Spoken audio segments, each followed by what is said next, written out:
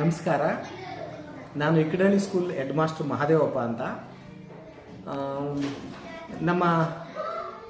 ನಮ್ಮ ಶಾಲೆಯಲ್ಲಿ ಗೋಪಾಲ್ ಸರ್ ಅವರು ಸಹೋದ್ಯೋಗಿ ಮಿತ್ರರಾಗಿ ಒಳ್ಳೆ ಕೆಲಸ ಕಾರ್ಯಗಳನ್ನು ಮಾಡ್ತಾ ಇದ್ದಾರೆ.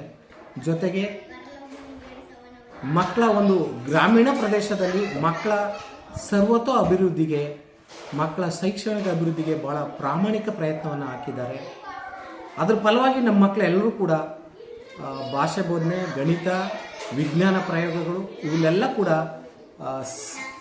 ಚೆನ್ನಾಗಿ ಓದೋದು ಬರೆಯೋದನ್ನ ಮಾಡ್ತಾ ಇದ್ದಾರೆ.